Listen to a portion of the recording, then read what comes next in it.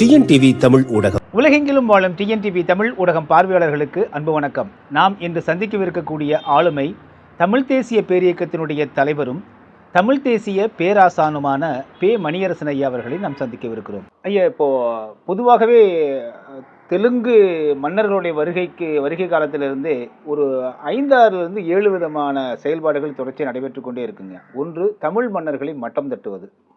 அடுத்ததாக தமிழர்களை ஏளனமாக பார்ப்பது. அப்புறம் வெளிநாட்டுக்காரர்களோடு கூட்டு சேர்ந்து கொண்டு வேலை செய்வது.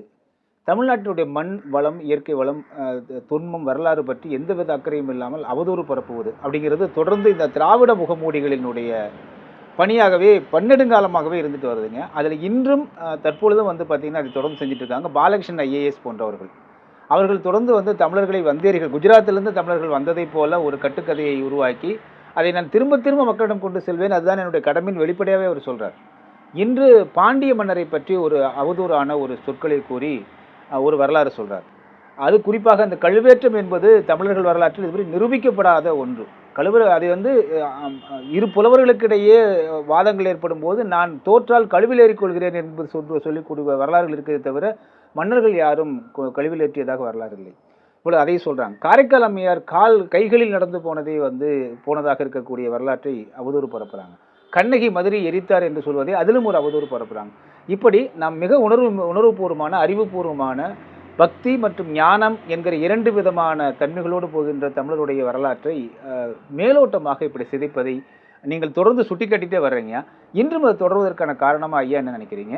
அவர்கள் அப்படி செய்பவர்களுக்கு ஐயா தரப்பிலிருந்து சொல்லக்கூடிய கண்டனங்கள் என்ன? அப்படி செய்பவர்கள் திமுக, அதிமுகவின் பின்பலத்தில் தான் சொல்கிறார்கள். ஏன்னா திராவிட அரசியல் ஓங்கி நின்று ஒரு ஆளுமை செலுத்தி கொண்டிருக்கிறது தமிழ்நாட்டில். அந்த திராவிடம் என்பதே தெலுங்கு கன்னடர்களுடைய ஆதிக்கத்திற்காக ஈவே ராமசாமி என்ற பெரியவரால் திணிக்கப்பட்ட ஒன்று திராவிட அரசியல் என்பதே. அதை அப்படியே ஏற்றுக்கொண்டவர் அண்ணாதுரை, கருணாநிதி, இந்த மாதிரி இவங்கெல்லாம் அப்படியே ஏற்றுக்கிட்டாங்க. அதாவது தெலுங்கர்கள் கன்னடர்களுக்காக உருவாக்கப்பட்ட ஒரு சொற்கோவை திராவிட அரசியல் என்பது, திராவிடம் என்பது. அது இப்போ நீங்கள் இந்த இந்த ஐஏஎஸ், முன்னாள் ஐஏஎஸ் அதிகாரி பாலகிருஷ்ணன் என்ற ஒரு நபர் எழுதுகிற நூல்களை பற்றி சொல்கிறீங்க. அந்த நூலுக்கு, சிந்து சமவெளியை பற்றி எழுதின அந்த நூலுக்கு, சிந்துவிலிருந்து வைகை வரை என்ற அந்த நூலுக்கு அங்கீகாரம் கொடுத்து தமிழ்நாடு அரசு சார்பில் அங்கீகாரம் கொடுத்து, அரசு சார்பில் வெளியிட்டு, அரசு சார்பில் விற்பனைக்கும் ஏற்பாடு செய்து, அவருக்கு பல பட்டங்களை கொடுத்து பாராட்டியது யார்? அவங்களுடைய முதலமைச்சர் மு.க. ஸ்டாலின். மு.க. ஸ்டாலின் கொள்கை என்ன? தெலுங்கர் ஆதிக்கம் இருக்க வேண்டும் தமிழ்நாட்டில் என்பது தான். ஏன்னா திராவிடம் கொள்கையே அதுதான். நம்ம தமிழர்களுக்கு அது புரிஞ்சு கொள்ள முடியாமல் இருக்கும். தமிழர்களுக்கு அது புரிந்து கொள்ள முடியாது. அவர் இல்லைன்னா நம்ம பல்லு விளக்கிருக்க மாட்டோம், தலை இருக்க மாட்டோம், முண்டக்கட்டியாக தெரிஞ்சிருப்போம்னு சொல்லி கிடப்பான், நம்மளே சொல்லி கிடப்பான். ஈவே ராமசாமி இல்லைன்னா, அண்ணாதுரை இல்லைன்னா நம்ம சட்டையே போட்டிருக்க மாட்டோம், காட்டு முன்னாடியாக இருந்திருப்போம்னு சொல்லி கிடப்பாங்க. உலக ஆய்வாளர்கள் தமிழ் குடி முதல் மொழி தமிழ் மொழின்னு சொல்லிகிட்டு இருக்காங்க. முதல் பட்டணங்கள் நம்மகிட்ட தான் உருவாயிருக்கு. 15,000 ஆண்டுக்கு முன்னாடி வெளிநாட்டுக்கு கப்பல் விட்டு வியாபாரம் செஞ்ச இனம் இந்த இனம். அது ஆய்வாளர்களே சொல்கிறாங்க. ஆனால் நம்ம ஈவே ராமசாமி தான் சட்டை போட கற்றுக் கொடுத்தாரு, பல்லுகளை கற்றுக் கொடுத்தாருங்க, அது மாதிரி பேசி தருவாங்க நம்ம ஆள். அப்படி மயக்கிட்டானுங்க. இப்போ அந்த விஷயத்தில் இந்த அவங்களுக்கு துணிச்சலாக இருக்குது. தமிழை இழிவுபடுத்துறது, தமிழனை இழிவுபடுத்துறது. நீ இந்த ஊர் மண்ணின் மகன் அல்லப்பா, நீ வெளிலேருந்து வந்த வேண்டாம். வெளிலேருந்து வர்றது தப்பு இல்லை, நாங்கள் அப்படி வரல, அதுதான் பிரச்சனை. உண்மை அதுதான். அப்படியே வந்தால் மொபிலிட்டி உலகத்தில் இருக்குது ஒரு இடத்துலேருந்து. ஆனால் இங்கே என்ன சிக்கல்னா, வெளியிலிருந்து வந்தவன்கள், இப்போ பிராமணனாக இருக்கட்டும், இந்த தெலுங்கனாக இருக்கட்டும், தமிழனை ஆட்டி படைக்கிறானே. இந்த தெலுங்கர்கள் பிராமணோட கூட சேர்ந்துக்குவாங்க. அதிலும் தெலுங்கு பிராமணர்கள், கன்னட பிராமணர்கள் எல்லாமே கூட சேர்த்துக்குவான். ஆமாம், தமிழன் தான் அவனுக்கு எதிரி. அதை வெளிப்படுத்தாமல் சீர்குலைச்சிக்கிட்டு இருப்பான். அந்த மாதிரியான தமிழ் இன சீர்குலைப்பாளர்களில் அவங்களுடைய ஆள் ஆர் பாலகிருஷ்ணன். அதை ஊக்கப்படுத்துவானுங்க. சொல்லுடா, ஏதாவது நிரூபணம் சொல்லு, ஏதாச்சும் வெளியிலேருந்து வந்தோம், நாங்கள் சிந்து செம்மொழிக்கே வெளிலேருந்து வந்தோங்கிறான். சிந்து செம்மொழிக்கே தமிழ் வெளியிலேருந்து வந்தாங்க, அங்கேருந்து தான் தெற்க வந்தானுங்க அப்படிங்கிறது இவன் இஷ்டத்துக்கு சொல்கிறான். நமக்கு 1000 சான்றுகள் இருக்குது, நூல்கள் இருக்குது. நம்ம குமரி கண்டத்திலிருந்து கொஞ்சம் கொஞ்சமாக வடக்கு நோக்கி வந்தவர்கள், சிந்து செம்மொழி வரை சென்று வந்தவர்கள், இமயத்தில் குடியேற்றியவர்கள் என்பதற்கு நமக்கு சான்றுகள் இருக்குது. அப்போ அது மாதிரி இதை இந்த உளவியல் ஊனத்தை உண்டாகிறது.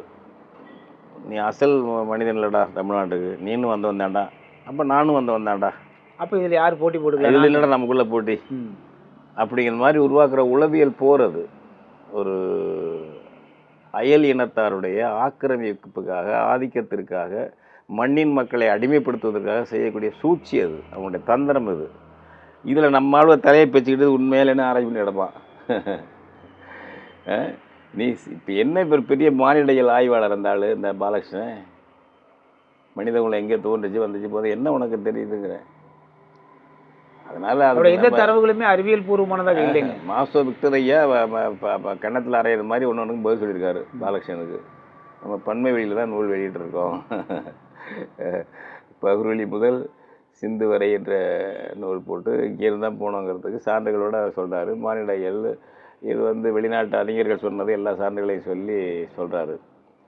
அதனால் இப்போ எல்லாத்துக்கும் சரி வச்சுக்கோமே, எங்களுக்கு தாயகம் தமிழ்நாடு, தமிழகம்ங்கிறது எத்தனை ஆண்டுகளாக, 5000 ஆண்டுகளாக சொல்லிடுறாங்கல்ல. அப்போ என்ன ஒரே நிர்வாகத்தின் கீழே இருந்தது? பல மன்னர்களாக இருந்திருப்பாங்க. பிறகு பெரிய 3 மன்னர்கள் கீழே இருந்துச்சு, அப்போதும் தமிழ்நாடு தான். பல மன்னர்கள் இருந்தபோதும் தமிழ்நாடு தான், தமிழகம்தான். இது தொல்காப்பியத்தில் எல்லையே சொல்கிறான். பாயிரத்தில் வடவேங்கடம், தென்குமரி, ஆயிடை, தமிழ் ஊரும் நல்லுலகம்னு ஒரு தேசியத்துக்கு வரையறையே சொல்லிட்டானே. அந்த பக்கம் வேங்கட மலை இருக்குது, மலைன்னு சொல்கிறாங்க, அது இமயமலை தான் இருக்கலாம், இமயமலையாகவும் இருக்கலாம். வேங்கடம்னா மலை தான், வேற ஒன்றும் பொருள் இல்லை. குமரி கடல் வரைக்கும் இது இமயமலை வரைக்கும் தமிழர்கள் இருந்திருக்கான சான்றுகள் இருக்குது. இதுதான் சான்றுகள் இருக்குது. இப்போ அவங்க ஏற்கனவே சொல்கிறாங்க, அந்த இமயமலை, அந்த எவரெஸ்ட் சிகரம் சொல்கிறதுக்கு பேர் கொடுமுடின்னு தமிழில் இருக்குன்ற. இருக்கலாம். இப்போ இவர் அம்பேத்கர் அதானே சொல்கிறாரு, இந்தியாவின் பழங்குடிகள்னாக்கா ஒரே ஒரு பழங்குடி இருக்குது, அதுதான் தமிழர்கள் தான் சொல்கிறாங்க. அது பிற்காலத்தில் இவங்க பாஜக காலத்தில் ரொம்ப வளர்ந்து வர்ற போது, பாஜக 80களில் நினைக்கிறேன், ஏதோ போது ஒரிஜினல் மக்கள் அது இதுன்னு பேச்சு கிடந்தாங்க. அப்போ ஜோதி பாசு தான் சொன்னார், மேற்கு வங்காளத்தில் முதல்வராக இருக்கார், அப்படிலாம் இன ஆராய்ச்சி பண்ணிங்கன்னாக்கா இந்தியாவில் முதல் வாழ்ந்தவங்க தமிழர்கள் தான் அப்படின்னாரு. ஜோதி பாசு சொன்னார். ஜோதி பாசு சொன்னார். ஜோதி பாசு சிபிஎம் முதலமைச்சராக இருக்கும் போதே சொன்னார் அவர். அவங்க தான் இந்த பழங்குடிகள், இந்தியாவில் மூத்த குடிகள், மற்றவங்கெல்லாம் வெளியில் வந்தவங்க தான். இது என்னன்னா நீ என்ன நான் என்ன அப்படிங்கிறது பேசினார் அவர். என்ன பேசுறது இருக்குது, அந்த விஷயம்லாம் விட்டுருங்க, அந்த இன பாகுபாடெல்லாம் வேண்டான்னு சொல்கிறதுக்காக அவர் சொன்னார். அதுக்கு முன்னாடி ஆய்வாளராக ஒரு எழுதும்போது அம்பேத்கர் அதை சொல்கிறாரு, இது மாதிரி இந்த முதல் குடிமக்களுங்கிறது அவங்க தான்ட்டு. அது நமக்கான சான்றுகள் இருக்குது, எல்லாமே செய்திகள் இருக்குது. இதை சீர்குலைக்க வர்றாங்க. அவங்களுக்கு இடம் கொடுக்குறத நம்ம அதான் பேசணும். அவனையெல்லாம் புறம்போக்குன்னு வெளியேற்றணும், அதாவது புறம்போக்கு பேசணும்னு சொல்லணும். இப்போ பாலகிருஷ்ணன், அது புறம்போக்கு பாலகிருஷ்ணன் பேசணும். ஆய்வாளர், புடலங்கையாளர்னு சொல்லக்கூடாது. நீ ஏன் அது பாட்டு தூங்கிக்கிட்டு இருக்க சிங்கத்தை சீன்ற, இப்போ அதுக்கு ஒன்று கிடைக்க தான் செய்யும். ஆமாம், நாங்கள் எதுவும் யாரையும் சொல்கிறோமா? இன்றைக்கி நாங்கள் தமிழ் தேசிய பேரியக்கம் சொல்கிறோம். 1956க்கு முன் இந்த மண்ணில் தமிழ்நாட்டில் குடியேறியவர்கள் யார் யார் பிற இனங்களாக இருந்தாலும், வேறு மொழி பேசுகிறவங்க, தெலுங்கு, கன்னடம், அதுபோல் மராத்தி பேசுகிறவங்க இருக்காங்க, சௌராஷ்டிரம் பேசுகிறவங்க இருக்காங்க, அந்த முஸ்லீம் மொழி உருது பேசுகிறவங்க இருக்காங்க. அதெல்லாம் 56 மொழி வந்தாங்க. இந்த மண்ணின் மக்கள் தான் குடிமக்களாக நாம் பார்க்கிறோம். குடிமக்கள் தமிழ்நாடு மரபு வழி தமிழர்களுக்கு நமக்குள்ள உரிமைகள் அவங்களுக்கு உண்டு. அதே சமயம் தமிழ்நாட்டு ஆட்சி மொழி, கல்வி மொழி தமிழ் தான். இதில் சமரசம் கிடையாது. இதுதான் நம்முடைய வரையறை. அயலாறு அப்படி எப்படின்னு சொல்லி காட்டி அவங்களை கிண்டல் பண்ணுறதோ, அது பண்ணுறதோ, வந்தேரின்னு சொல்கிறதோ கிடையாது, கூட வேண்டாம்னு தான் நாங்கள் சொல்கிறோம். ஆனால் நீ சீண்டிக்கிட்டே இருக்கியே, பாலகிருஷ்ணன் கம்பெனி மாதிரி உள்ளவங்க, நீ தான் அந்த தெலுங்கர்களுக்கு எதிரி பாலகிருஷ்ணன் தாங்க. தமிழ்நாட்டில் வாழ்கிற தெலுங்கர்களுக்கு உண்மையான எதிரி யாருனாக்கா தன்முனைப்பு, தம்பட்டம் அடிக்கக்கூடிய இந்த பாலகிருஷ்ணன் தான். இது மாதிரி பல பேர் இருக்காங்க. இல்லை இன்னொன்று அந்த பாலகிருஷ்ணன் வந்து நம்மளையெல்லாம் குஜராத் மக்கள்கிட்ட ஒப்படைக்கிறார், அப்புறம் குஜராத் பிஜேபிகிட்ட ஒப்படைக்கிறாருன்னு அது ஐயம் இருக்குங்க அவரு. இல்லை இந்த தமிழர்களுடைய இதை சீரழித்து ரெண்டாம் தர மூணாம் தர ஒரு அகதி குடிகள் மாதிரி தமிழர்களை மாற்றிட்டு வந்தேரிகள்னு இருக்காங்கல்ல, அவங்களுடைய ஆளுமை ஆதிக்கம் வரணுங்கிறதுக்கான நோக்கம்தான் அது.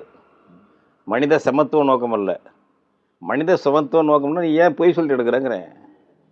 உனக்கு தெரியாத சப்ஜெக்டையே அவ்வளவு ஆசை. அடுத்தது நீங்கள் அந்த பாலகிருஷ்ணன் சொல்கிறதுனால இப்போ லொடுக்கு பாண்டியன்னு சொல்கிறாரு. நின்ற சீர் நெடுமாறன் கூன் பாண்டியன்னு அவருக்கு பேர். கூன் நிமிர்ந்துருச்சு அவர் சிவனை வணங்கி அப்படிங்கிறது கதை. அதை கிண்டலாக சொல்கிறேன். இன்னைக்கு உள்ள ஒரு உடல் ஊனமுற்றவர் அப்படி சொல்ல முடியுமா? நான் அப்படியே வச்சுக்குவோம். மாற்றுத்திறனாளி என்ன சொல்கிறோம்? அதுக்கு பேர் மாற்றுத்திறனாளின்னு சொல்கிறோம்ல. பார்வை இழந்தவர்னு சொல்கிறோம். அவனை குருடன்னு சொல்லக்கூடாதுன்னு சொல்கிறோம்ல. ஆமாம். முடமன்னு சொல்லக்கூடாது, நொண்டின்னு சொல்லக்கூடாதுன்னு சொல்கிறோம்ல. இப்போ யாரையும் நொண்டின்னு சொல்லக்கூடாதுப்பா, மாற்றுத்திறனாளி சொல்லுங்கள். சரிதான், அது நாகரீகமான சொல்லு. ஆனால் எங்கள் பாண்டியனை மட்டும் நீ சொல்லுவேன், லொடுக்கு பாண்டியன் நொண்டின்னு சொல்லுவேன்.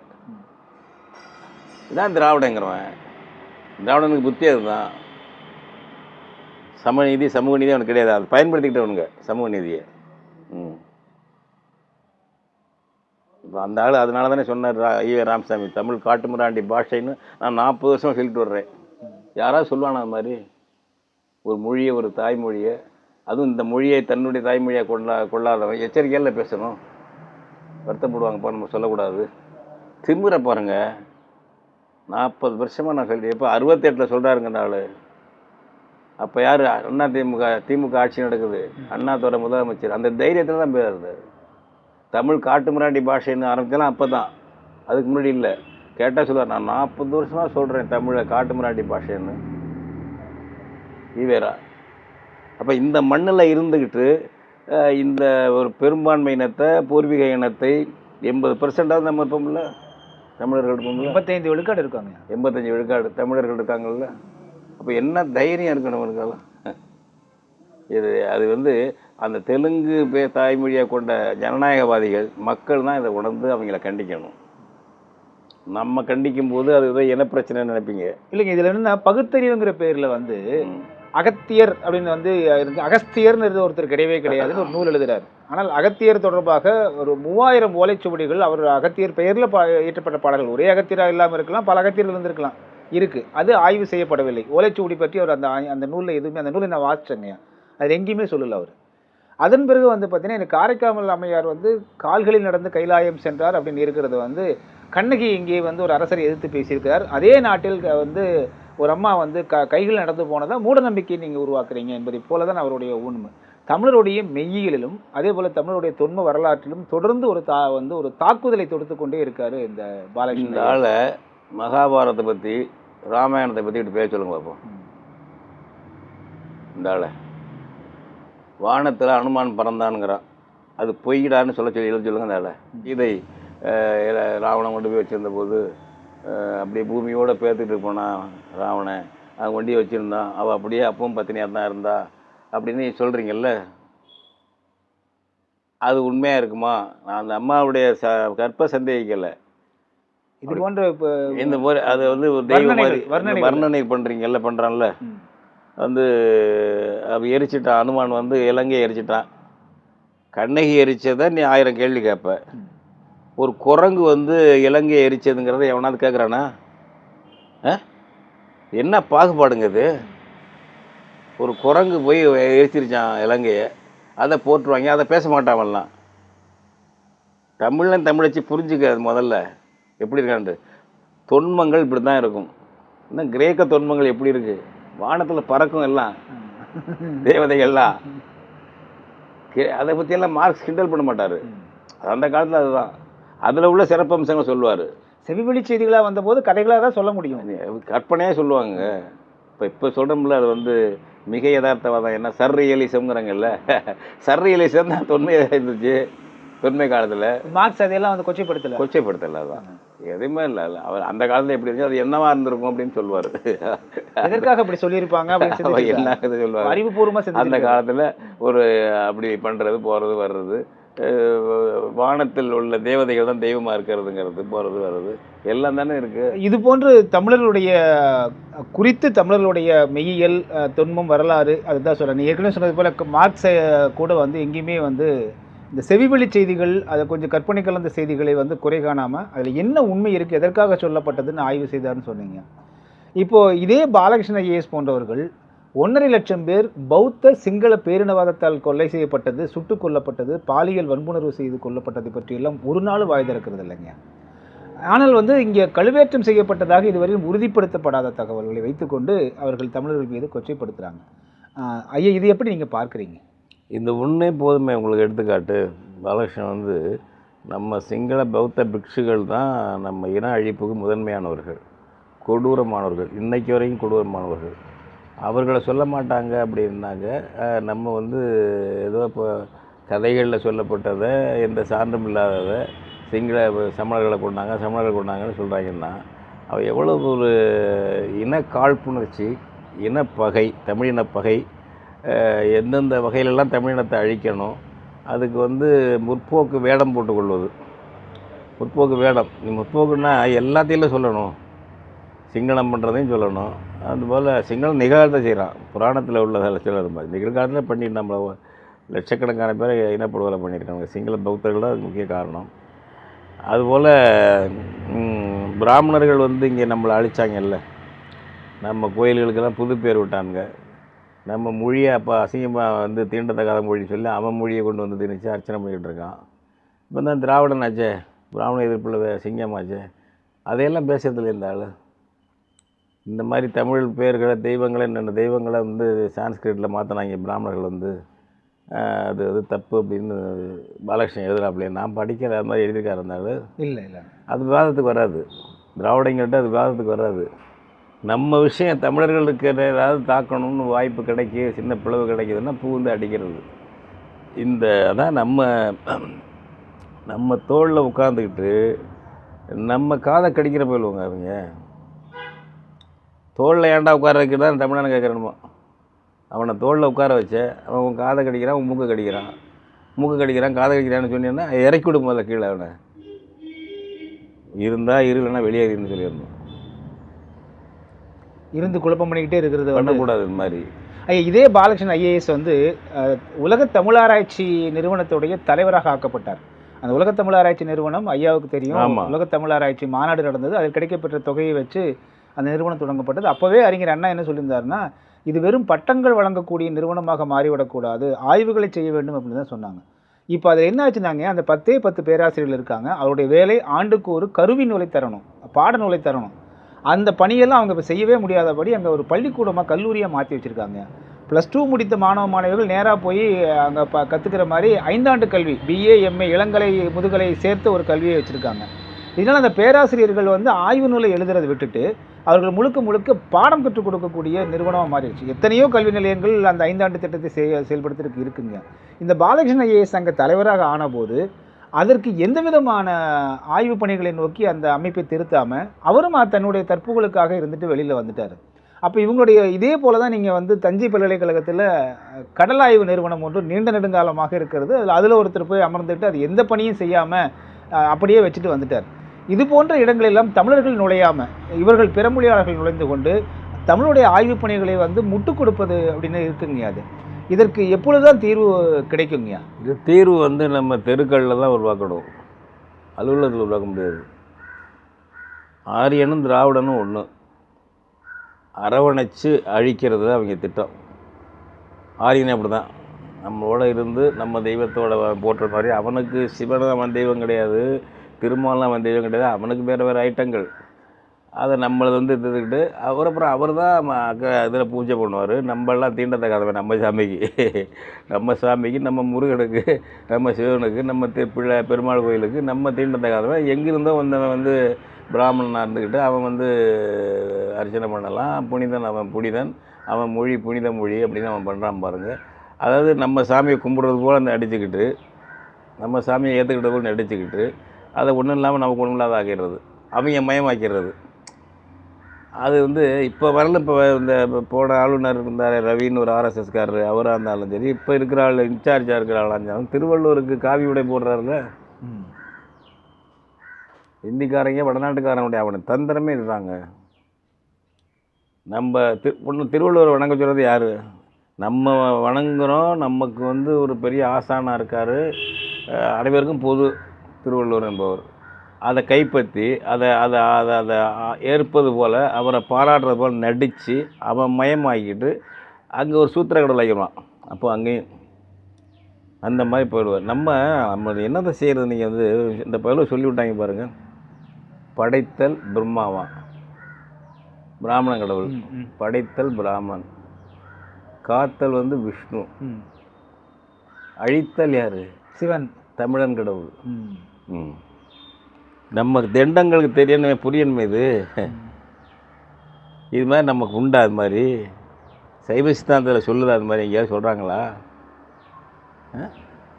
அது மாதிரி அவங்க அரவணைச்சி அழிக்கிற போயிடுவோங்க.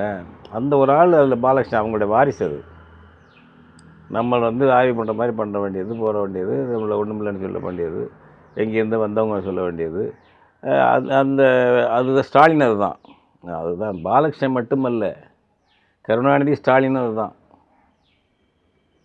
ஏன் நாகசாமி என்ற ஒரு ஆரிய பித்துக்குழியை, அவன் தொல்லியல் துறை தான், ஆனால் அவன் எதில் பித்துக்குழின்னா தமிழ் ஒழிப்பு, தமிழன் ஒழிப்பில் பித்துக்குழிவ.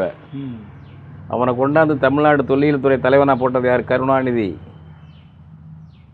நாகசாமி வந்து தொல்லியல் துறையில் நாகப்பாம்புனே சொல்லுவாங்க. நாகப்பாம்பு தமிழ் அதை அழிக்கிறவன். திருக்குறளே வந்து சமஸ்கிருதத்தை பார்த்து எழுதுன்னு சொன்னவன். திருக்குறள் சமஸ்கிருத நூலில் பார்த்து எழுதப்பட்ட நூல்னு எழுத சொல்கிறவன். கருணாநிதிக்கு வேண்டியவன் அவன் தான் அங்கே இருப்பான். அவன் கொண்டாந்து போட்ட ஆள். என்ன விவரம் தெரியாமையா? அவர் கவிதை எழுதுகிறார், கருணாநிதி புடலங்காயை பண்ணுகிறார், எனவே அப்படி இப்படி. ஏன்டா ஏமாறுற தமிழச்சி? உன் தோளில் உட்காந்து மூஞ்சியில் காரி துப்புறாங்க அவங்க திராவிட பயிலுவா. இது என்னத்தை சொல்கிறது? அப்புறம் இப்போ அவர் கருணாநிதி மாமா எப்படி இருப்பார்? கண்டிப்பாக ஸ்டாலின். அதான் பாலகிருஷ்ணனுக்கு முக்கியத்துவம். எவன் தமிழனை எதிர்க்கிறானோ, தமிழை அடிக்கிறானோ, அந்த உலகத்தமிழ் ஆராய்ச்சி நிறுவனம் வந்து ஆக்கப்பூர்வமாக செயல்பட வேண்டியது. அதை ஒன்றும் இல்லாமல் ஆக்கணும். அதை ஆதரிப்பது போல் ஆதரித்து அதை சீர்குலைக்கணும். அதுதான் திராவிட தத்துவம். ஆரிய தத்துவமும் திராவிடம் ஒன்று தான். அறியாத வாயில் மண்ணு தான். அதை புரிஞ்சு நான் பல தடவை சொல்லிட்டு வர்றேன். ஒன்றும் வேறு இல்லை. அந்த ஆரியனுடைய ஜூனியர் பார்ட்னருமே திராவிடங்கிறவன். நம்ம மொழி இனம்னா அவங்களுக்கு ஆகாது. மற்றபடி நீங்கள் தெலுங்கராக இருங்க, கன்னடராக இருங்க, மலையாளியாக இருங்க, உருது பேசுங்க, தமிழ்நாட்டில் இருங்க, யாரும் வேண்டாங்களே.